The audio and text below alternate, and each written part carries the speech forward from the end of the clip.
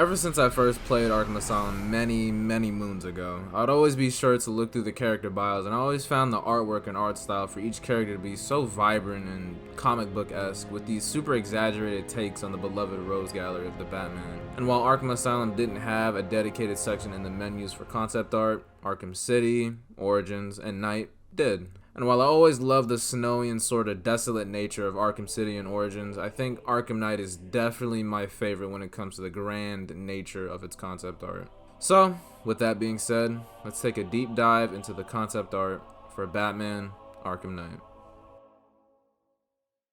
Canonically and from a game design aspect, going from Arkham City to Arkham Knight had to be a big jump. While in City, you were confined within concrete, gun-protected walls of what is considered old Gotham. In Arkham Knight, you were given a new playground to explore, being the mainland of Gotham City, featuring 3 islands: Bleak Island, Founders Island, and Miagani Island. And with each island being its own sort of distinct district, it gave some variation to Rocksteady's take on the mainland of Gotham City. Taking a look at some of the concept art for each of the islands, you can clearly see in pretty much all the artwork, everything has this very grand and spaced out scale to it.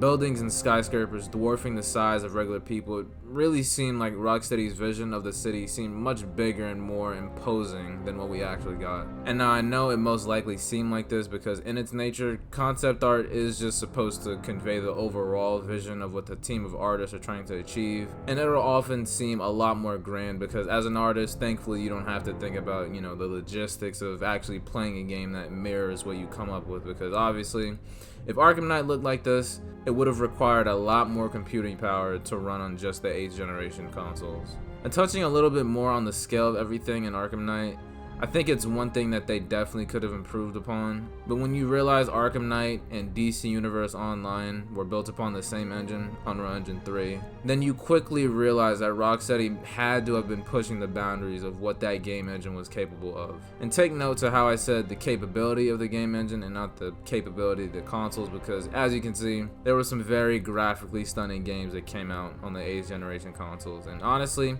it's a wonder how this 8, almost 9-year-old game.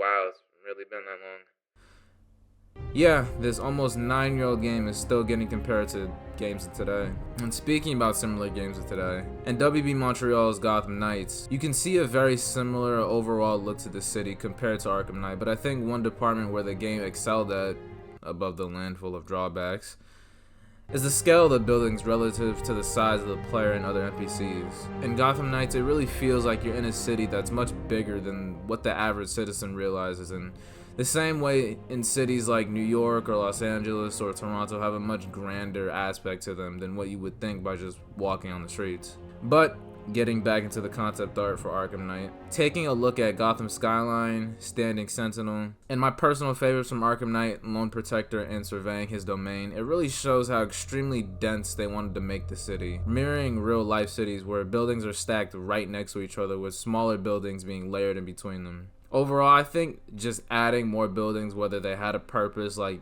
actually being involved with the plot or being attached to riddles or Easter eggs, I think just making the city more dense would have really put you in the shoes of not only our one and only Caped Crusader, but it would give us the players a perspective of what the everyday citizen would see living in Gotham City. The Cyrus Pinckney Orphanage.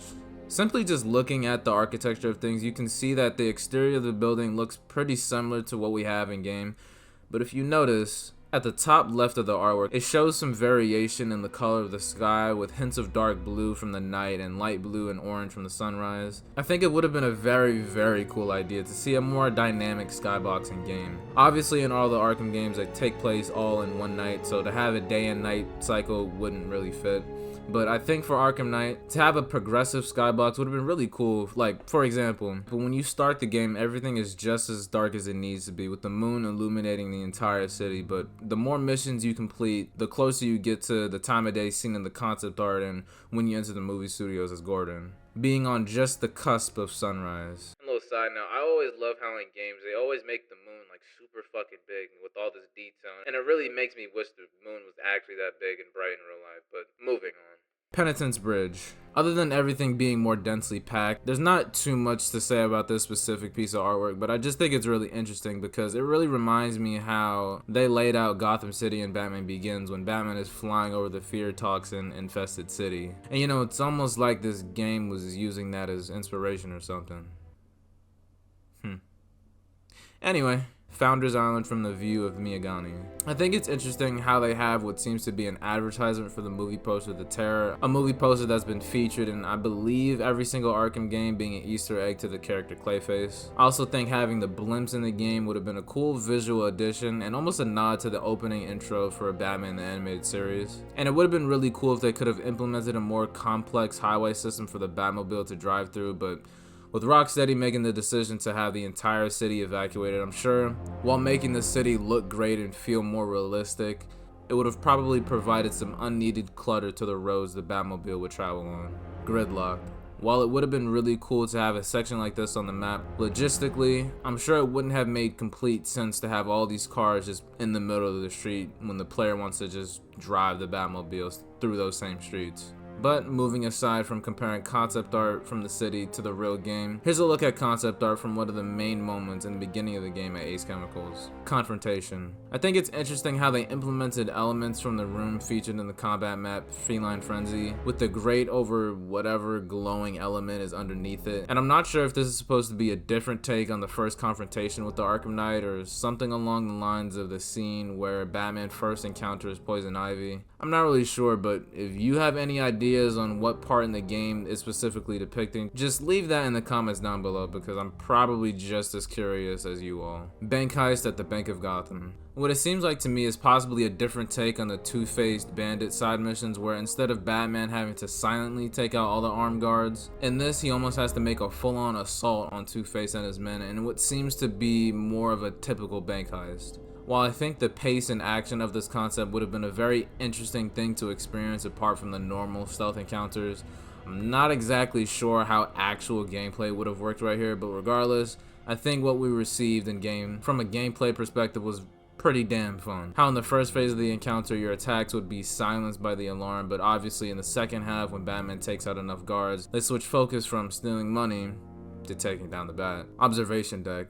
Not too much to say here, but I think it's just interesting how it shows a dedicated platform and walkway to the front of the airship, providing a look at the Gotham City skyline for whoever was in the ship. But obviously, playing as Batman, me and you are far too familiar with soaring through that same skyline the people of Gotham would be looking at right here. And because of that, I can see why they chose to not model it like that. But it still would have been cool to see visualized. And speaking about having a view of the Gotham City skyline, in the concept art Rooftop Confrontation, where in game it takes place right after the excavator battle in Arkham Knight Predator section, where you rescue Gordon and confront Scarecrow while trying to save Oracle. As you can see in the concept art, the entire confrontation takes place on top of the City Visions building, but where it differs from the actual gameplay is by way of the glass interior. See, in game, it seems like this specific platform in the building is less developed than it is in the concept art, hence why there's none of these glass walls. And later on in the cutscene where Oracle is pushed off the edge by Scarecrow, I think it would have just been really interesting to witness Scarecrow actually pushing Oracle all the way through the glass, just to add to that bit of the spectacle. But overall, I think it was a good idea to leave this environment the way it is, because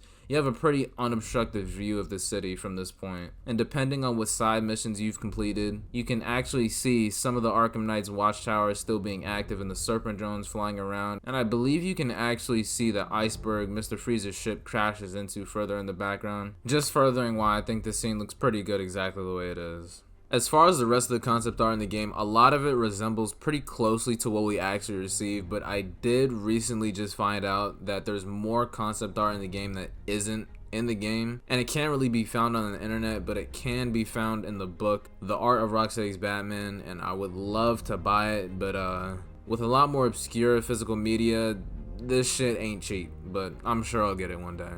And well, with that being said, this has been a deep dive into the concept art for Batman Arkham Knight. Hey, you made it to the end of the video. Thank you for watching.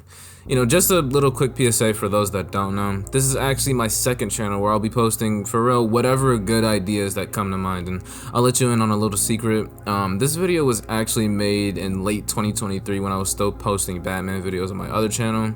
And I figured why have a perfectly good video go to waste, and that's precisely why I'm posting it on this channel. So yeah, come to expect not just Batman videos though, because a few months ago I made a food review. I made 2 album reaction videos a couple months ago, and that's just the start of what's to come for this channel. And obviously, since this is my second channel and not my main channel, it's definitely lower on the priority list. So if you want to see more car related content, because I have a 2019 Mazda Miata, if you know what that is. If you're interested in car videos, consider checking out that channel, because that's primarily where my bread and butter is at. But yeah, that's just about it. I'm Gibson, and this is the Spaceboat channel.